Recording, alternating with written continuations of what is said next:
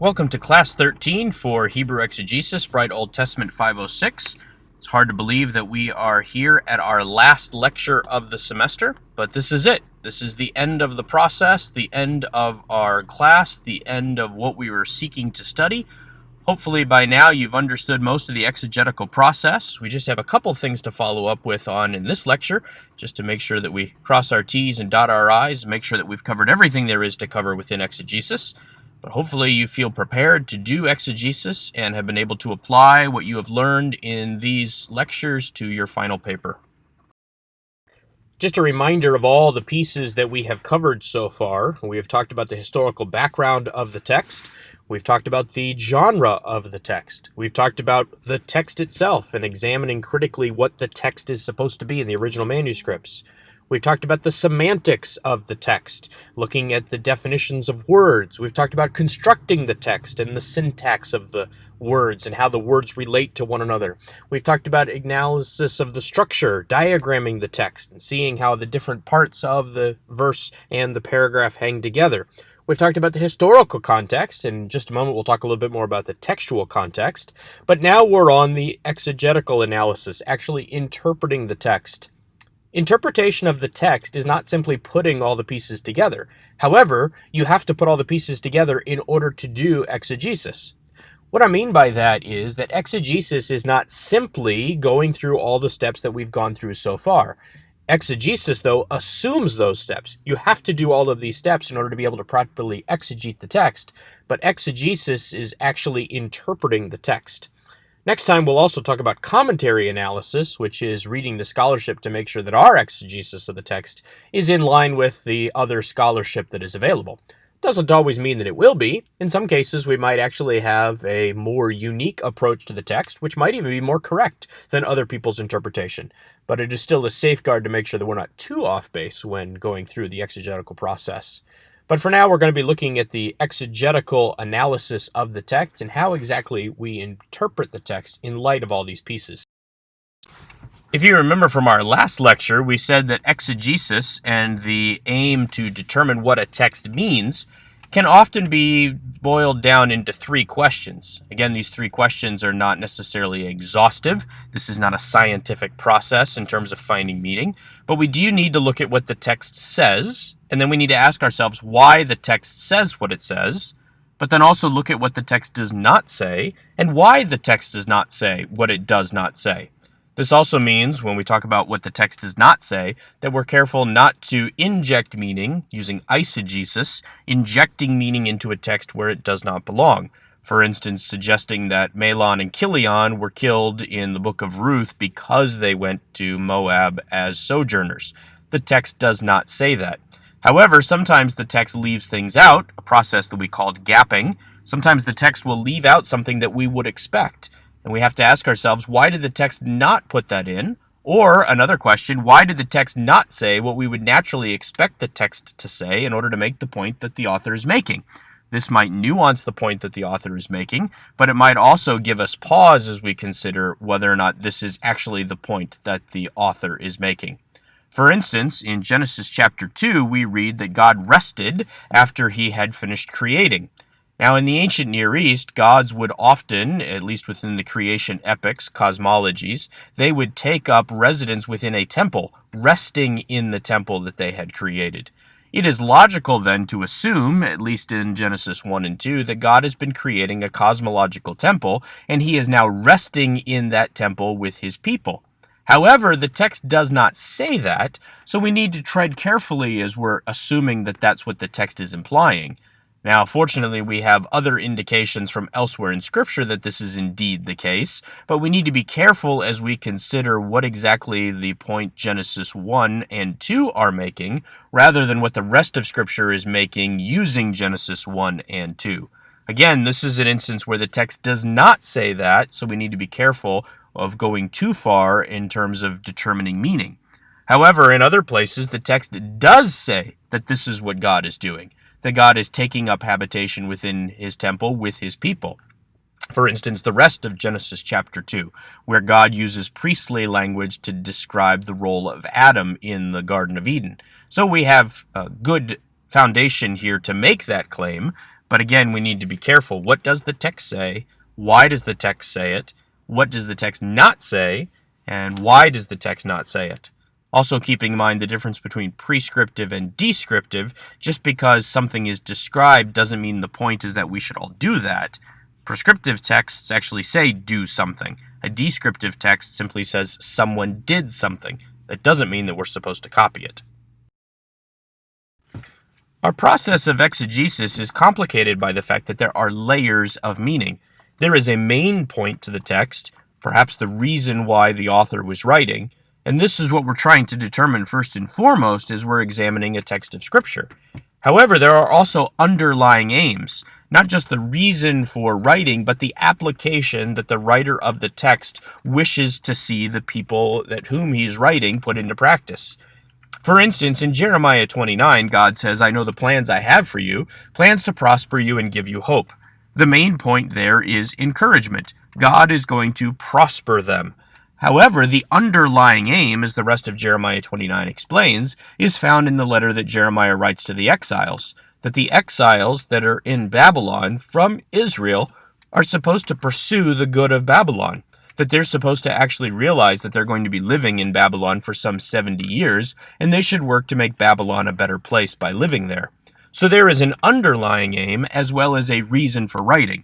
The reason for writing is because God told him to. The main point is that God is going to prosper Israel. The underlying aim, the underlying goal for Jeremiah writing this letter is that the people of Israel would prosper Babylon. However, a text also has secondary points, those points that the author is making that may not necessarily be the main point. For instance, in the book of Ruth, the main point is that Ruth and Boaz will get together and have a son from whom will come King David. However, the book of Ruth is also about the agency of Ruth. Ruth is a real go-getter. She has faith in God, but she doesn't sit around and wait for life to happen to her like Naomi. Instead, she goes out and puts into practice her faith, going out and gleaning when it's not the end of the harvest, going time and time again to Boaz's field to glean, going and pursuing Boaz in marriage. Boaz himself is also a man who pursues Ruth as he goes and asks the kinsman redeemer if he wishes to redeem Ruth. Again, the book of Ruth is designed to show where David came from and that there were still some righteous people in the book of Judges. However, the secondary point is the agency of Ruth. You could talk about this agency of Ruth in a sermon without being incorrect, since that is a point to the book, just not necessarily the point. We need to be careful sometimes to make sure that the second point does not overshadow the primary point. We need to make sure that our congregations and the people to whom we are teaching understand the main point of a passage, but it is not wrong to highlight and bring out those secondary points as well. However, within text there are also other, perhaps tertiary points, or we might say theological assumptions, that there are things that the author understands and things that the author says in terms of his own personal theology and in terms of biblical theology that he inserts into the text. Thus, the text might not be making an explicit point, a primary point, or a secondary point related to that theological assumption or to a contribution to biblical theology. However, within the context and within the rest of Scripture, we begin to realize that this is exactly what the writer is doing. So, for instance, in the book of Genesis chapter 2, when we're told that Adam was supposed to work and keep the garden, the language shows up again in the book of Numbers in relationship to priests, so that we begin to understand that Adam was supposed to function as a priest in the temple that is the Garden of Eden. However, this is very subtle in Genesis chapter 2.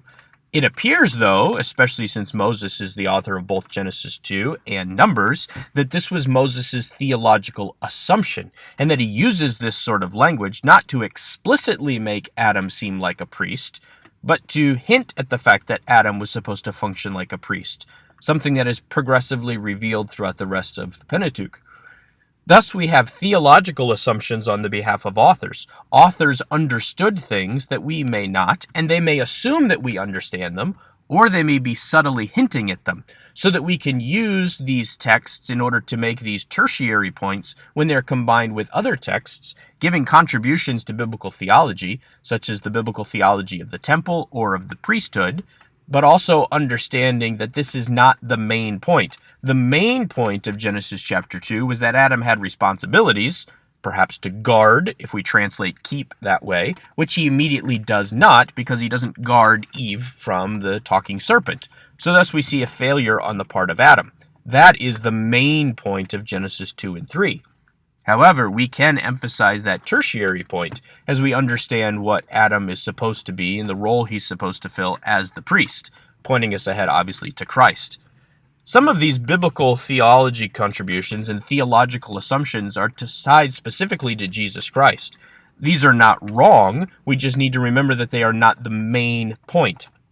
For instance, in Isaiah chapter 7 and 8, the virgin shall be with child. The main point there is not that Jesus is going to be born. The main point is that before the child born in chapter 8 is old enough to know the difference between right and wrong, the king of Syria and the king of Israel will be destroyed, both by Assyria. However, there is a subtle hint here in Isaiah chapter 7 that Matthew picks up on, and that is that the Messiah will be born of a virgin. Is Matthew wrong? No, of course not. Matthew is taking the biblical theology contribution of messianic prophecy and applying it to Christ, which is correct. However, it is not the main point. So when we're teaching, we need to be careful that we don't overshadow the main point or even the secondary point with these theological assumptions or biblical theology contributions. A text may say that somebody thought they were going to die because they saw the angel of the Lord. But the main point in Judges 13, when Manoah and his wife see the angel of the Lord before the birth of Samson, is not, you cannot see the angel of the Lord. The point is, Samson is going to be born in a special way, and he will be a Nazirite his whole life. Is it wrong to highlight the fact that if people saw the angel of the Lord, they assumed they would die? No, of course not. This is a theological assumption on the part of Manoah. It turns out that he's wrong, but this was a theological assumption that existed at the time. We may mention it, we may study it, we may see it and connect it to other texts, but it's not the main point. Exegesis then finds all sorts of different layers of meaning. The tricky part when it comes to homiletics, that is preaching, or to teaching, is to emphasize the points in the order that they're found in the text, emphasizing the main point, emphasizing the secondary points, long before we emphasize the tertiary points. But at least as it relates to Christ, we still end up at that tertiary point. So hopefully this clarifies a little bit as to what exactly we're looking for. We are looking not just for a meaning, we're looking for meaning, a main meaning and then secondary meanings of the text, because the author has unintentionally, in most cases, inserted his assumptions and his layers of meaning into the text, even his emotions, in some cases, into the text. And as we exegete Scripture, we need to be careful to make sure that we understand the importance of each layer of meaning, but also don't ignore those various layers of meaning. I mentioned in an earlier lecture that we do not have an answer guide to exegesis or interpretation, that we don't have a way to check to make sure that our answers are absolutely correct. However, we do have other scholarship that we can examine and look at to see if we're at least in the ballpark, to see if other commentators have noticed what we have noticed, perhaps to see questions that they asked that we did not, to find answers to questions that we may not be able to find, and to see if maybe they have as much confusion as we have had over a particular text. Has this been what we often call a crux interpretum, a major issue of interpretation that has plagued the church and biblical interpretation for 2,000 years or longer? This will often be found in a commentary. There are, however, different types of commentaries. For instance, we have exegetical commentaries that actually work through the Hebrew text. Word biblical commentaries are really good at this. They work through text critical issues as well as syntax issues, oftentimes even giving a diagram or a structure of the text. We also have expository commentaries that are more or less designed to help you move from a structure of a text and the meaning of a text to the actual preaching and teaching of that text. They tend to be more devotional in character and only briefly touching on exegetical issues, although the exegetical work has been done. Application commentaries do exactly what they say. They argue for the application of the text in various ways in today's modern audience. The NIV has a series of application commentaries that are very good, and the workers have done the exegetical work behind the text. However, the exegesis is not often mentioned. Instead, the focus is specifically on application. And then finally, we have others' sermons. Oftentimes, others' sermons are published as expository commentaries, but many times the sermons are just found simply as anthems or anthologies of sermons. These can be read to see how other people took the text, and occasionally they will mention exegetical issues, although the value is typically in terms of application and bringing the message of the text to a modern era. Thus, we have these different types of commentaries. It's always good when we're studying a book to have a mix. The nice thing about commentaries is that they're very common, and they can be found in most libraries if you don't wish to buy them. They can be found in the BRITE library. They can also be found in professors' libraries. So you don't have to necessarily buy these, although it is good to have a series of commentaries. Sometimes you'll have a commentary that does all of these. It's still good to have multiple voices and multiple opinions, but some commentaries, such as John Calvin's commentaries, will work through the exposition as well as the exegesis of a text and even offer some application. These would be the basis for Calvin's sermons as he preached. They aren't the sermons themselves, but they can still be very useful.